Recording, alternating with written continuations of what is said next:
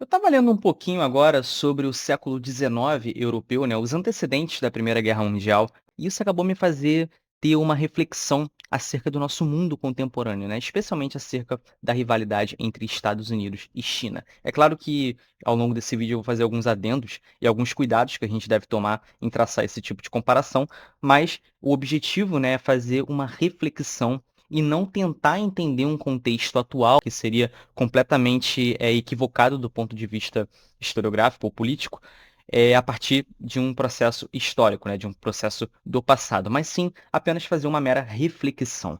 No século XIX, você tinha um contexto muito similar ao que a gente vê hoje na nossa geopolítica contemporânea, especialmente a partir dos embates econômicos, principalmente entre Estados Unidos e China. A partir da década de 1860, 1870, até os anos de 1890, você tem uma crise financeira bem evidente que assola diversas regiões europeias. A Áustria, né?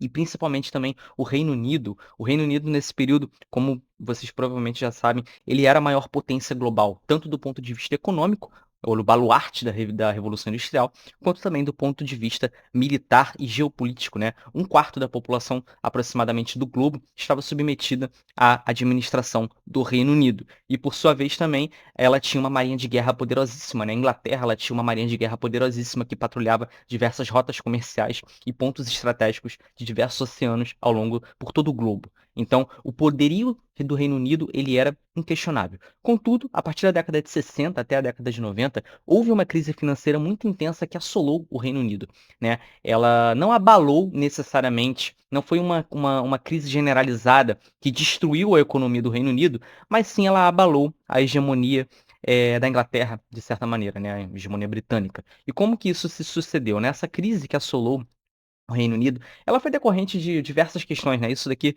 ela não vem ao caso, né? Superprodução industrial, a expansão de outras hegemonias, enfim, foi diversas questões aí que contribuíram para a emergência dessa crise financeira, dessa crise econômica que assolou a Inglaterra entre a década de 60 e a década de 1890. Só que o ponto que eu quero chegar é que foi justamente esse processo onde a Inglaterra, onde o Reino Unido se viu levemente fragilizado, isso não abalou a economia por completo, mas ainda assim ele se viu levemente fragilizado, né, com uma queda de produção, com um aumento do desemprego a níveis que antes não existiam. Por exemplo, na década de 1830, você tinha mais de 30 mil indivíduos que trabalhavam na indústria tecelã, na indústria têxtil. A partir da década de 1880, 1890, esse número vai cair drasticamente, até chegar por volta de 9 mil, e em alguns casos, em alguns períodos, né, até mesmo 3 mil, ou seja, você teve um índice de desemprego muito elevado. E dentro desse contexto de crise financeira do Reino Unido, você teve outras potências que começaram a emergir, como, por exemplo, a Alemanha e os Estados Unidos também, mas principalmente a Alemanha. E a Alemanha, a partir de 1871, né, quando ela se torna unificada, quando o Bismarck ele consegue empreender uma política efetiva de unificação, né, ele consegue mobilizar forças para que essa unificação a partir do centro prussiano seja efetivada, a Alemanha ela dispara como sendo uma hegemonia, ela cresce a níveis alarmantes. Ela não se torna uma economia, nem um poderio militar tão poderoso, né, quanto o Reino Unido, mas o índice de crescimento dela foi tão avassalador que no final da década de 90, de 1890 e início do século 20, ela já começava a disputar para a par ali com a Inglaterra. Então, a Alemanha e a Inglaterra estavam para a par dentro do ranking, né, de top 5 de potências geopolíticas desse período. Ou seja, você tinha uma Alemanha que disparou em meio à crise que o Reino Unido enfrentava.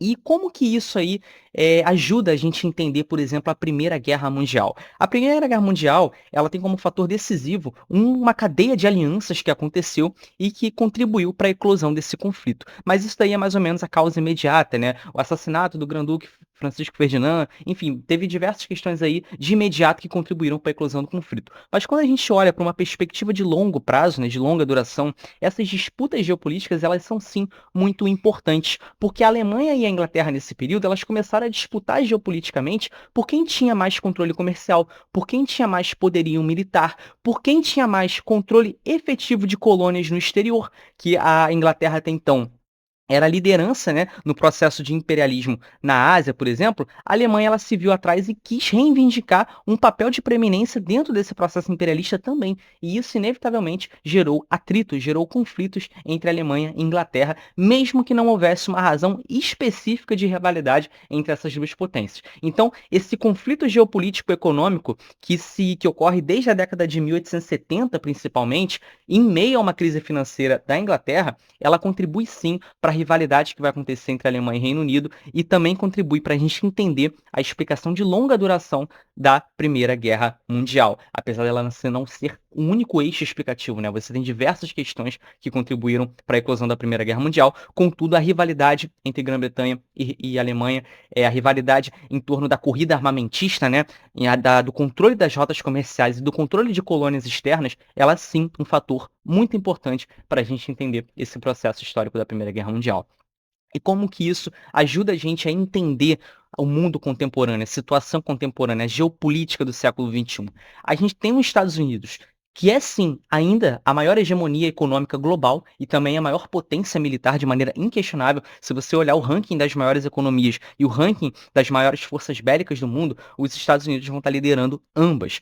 Contudo, os Estados Unidos enfrentam sim uma crise. Só que essa crise atual ela é muito progressiva, né? Quase que imperceptível, mas ainda assim é uma crise bem evidente. A gente pode analisar isso aí principalmente a partir da dívida externa norte-americana, que vem crescendo a cada ano. Hoje já está na faixa de trilhões de dólares. Então, é uma crise econômica que está se tornando cada vez mais evidente. E, paralelo a isso, a gente tem aí a China despontando como uma potência econômica global desde o início do século XXI. Hoje a China ela tem um papel geopolítico inquestionável.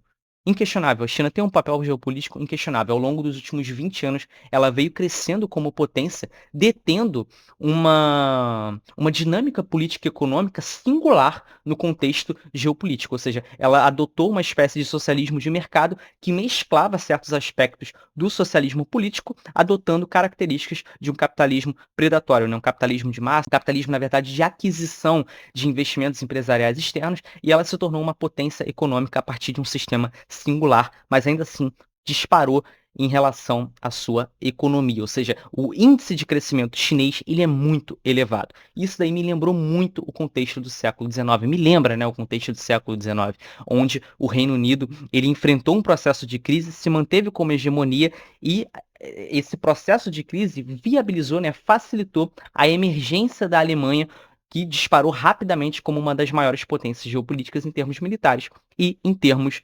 econômicos. Ou seja, esse processo ele contribui para a eclosão de uma guerra, né? Ele é um mapeamento para a eclosão de uma guerra. E somado a tudo isso, você também tem a cadeia de alianças que, como existia naquele período, né, a Tríplice Entente, atualmente também existe, ou seja, você tem o eixo ali da União Europeia, que apesar de ter tido muitos problemas ultimamente, mas ainda assim é uma aliada dos Estados Unidos, né? Ou seja, a União Europeia, boa parte dos países ali integram a OTAN, e você tem também o eixo de alianças da China, né? Com a Rússia, com a Coreia do Norte e outras potências, o Irã. Então você tem aí as suas redes de aliança militar também no século XXI, envolvendo China, envolvendo Estados Unidos. Isso significa que vai haver uma guerra como houve no passado, né, no início do século XX?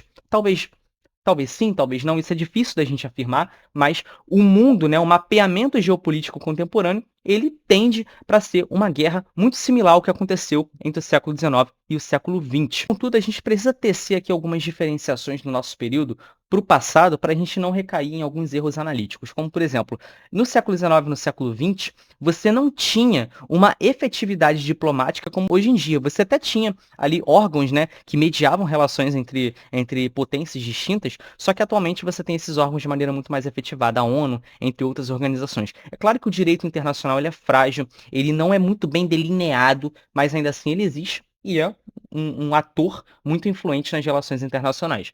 Você hoje também tem o fator armas nucleares, o pacto de não agressão, justamente porque tanto Estados Unidos quanto China, eles detêm um armamento nuclear poderoso e se um atirar, o outro também vai devolver. Então esse fator de pacto de não agressão e das armas nucleares, ele também impede a eclosão de uma guerra nos moldes que foi a Primeira Guerra Mundial, né. Atualmente você tem muito mais a perder com a eclosão de uma guerra do que você tinha no século XIX e no século XX. Então, esses 2 fatores, entre muitos outros, fazem com que a gente tenha uma diferença notável no contexto geopolítico hoje para o contexto geopolítico do século XIX e do século XX. Mas ainda assim, essa disputa ela acaba sendo muito similar. A gente pode trazer um paralelo bem interessante, né, uma comparação bem interessante entre ambos os contextos, para a gente entender a gravidade, né, a relevância para o mundo dos conflitos que a gente está presenciando hoje. Então, atualmente, sim, a gente tem um risco de eclosão de guerra, né, daqui a alguns anos muito bem estruturado. Todo o mapeamento global ele leva a isso. Talvez o fator que impeça isso é justamente as singularidades do século XXI,